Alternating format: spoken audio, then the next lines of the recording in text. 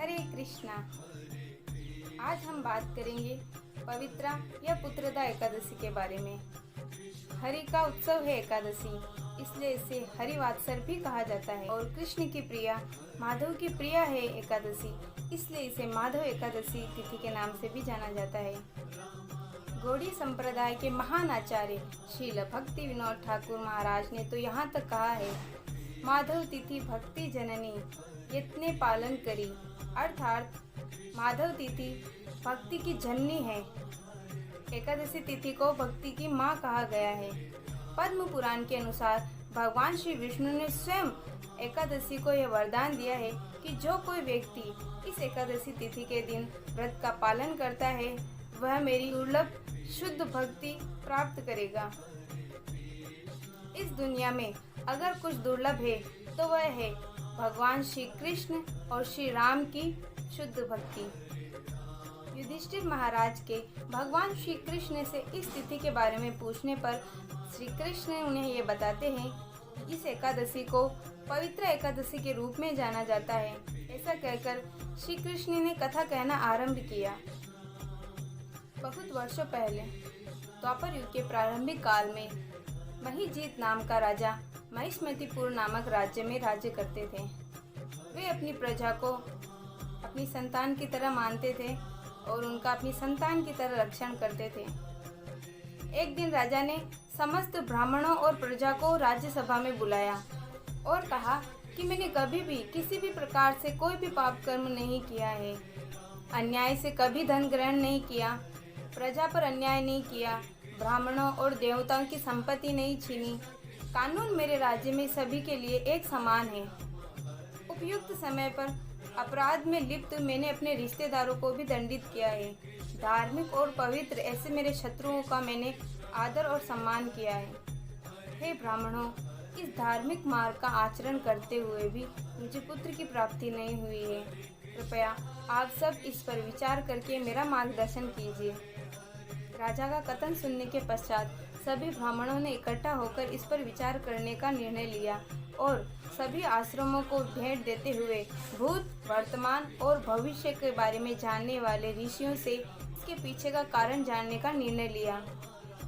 इसलिए उन्होंने वन में जाकर अनेकों आश्रमों को भेंटें दी और अंत में भ्रमण करते हुए वे लोमश ऋषि के पास पहुँचे, जो कठोर तपस्या कर रहे थे।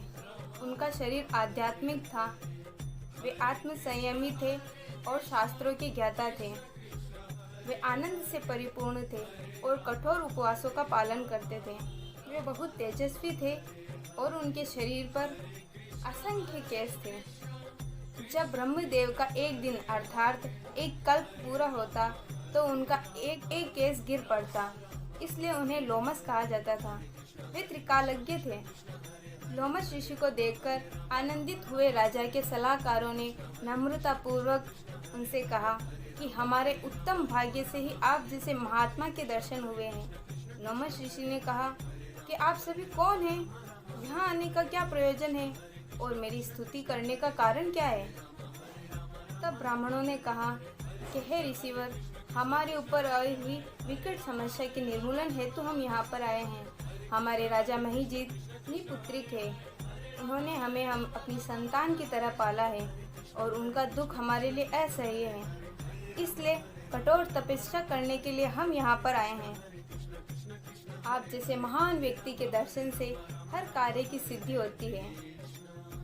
हे द्विजवर, हमारे निपुत्र राजा को पुत्र होने के लिए कृपया कोई उपाय बताइए। ये सुनते ही लोमश ऋषि ध्यानस्थ हो गए और महिजीत राजा के पिछले जन्म का वृत्तांत जानकर कहने लगे कि यह राजा पिछले जन्म में एक वेश्य था।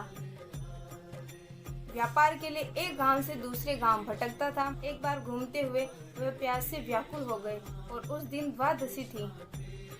प्यास से आकुल घूमते हुए उन्हें एक तालाब दिखा। पानी पीने की इच्छा से वह उस तालाब के पास पहुँचे। इतने में ही एक नए बछड़े को जन्म देने के पश्चात एक गाय बछड़े के साथ वहां पानी पीने लगी। उन्होंने तुरंत उसे दूर किया और खुद जाकर पानी पीने लगे। यह बड़ा पाप हुआ है उनसे, इसलिए उन्हें पुत्र की प्राप्ति नहीं हो रही है। यह सुनकर राजा के सलाहकार ब्राह्मणों ने पूछा कि किस पुण्य से अथवा व्रत करने से राजा इस पाप से मुक्त होंगे, इस विषय में आप हमें बताइए। तभी लोमश ऋषि ने कहा कि श्रावण मास के शुक्ल पक्ष में आने वाली पवित्रा नामक एकादशी है। राजा और आप सभी मिलकर इस एकादशी व्रत का पालन करें और उसके पश्चात इस एकादशी व्रत के पालन से प्राप्त होने वाले सारे पुण्य को आप राजा को प्रदान कर दीजिए। ऐसा करने से राजा को पुत्र की प्राप्ति अवश्य होगी। यह सुनकर सभी अत्यंत प्रसन्न हो गए। उन्होंने ऋषि को आनंद पूर्वक प्रणाम किया और राजा के पास लौटकर उन्होंने उन्हें सारा वृतांत कह सुनाया। राजा ने भी आनंद से सारी प्रजा के साथ इस पवित्र एकादशी का पालन किया और अगले दिन द्वादशी के दिन इस व्रत के प्रभाव से प्राप्त हुए पुण्य फल को सभी प्रजा ने राजा को प्रदान किया।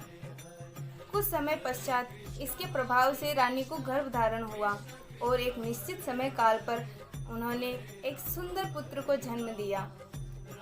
हे युधिष्ठिर, जो कोई भी इस व्रत का पालन करता है वह सभी प्रकार के पापों से मुक्त होकर इस जन्म में और अगले जन्म में सुख को प्राप्त करता है।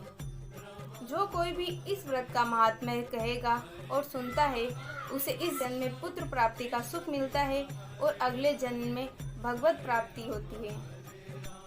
तो आइए भक्ति रूपी लता को सींचने के लिए अत्यंत सहायक इस एकादशी का व्रत अत्यंत श्रद्धा पूर्वक रखें, अधिक से अधिक भगवान नाम का जप व कीर्तन करें तथा शास्त्रों का अध्ययन करें।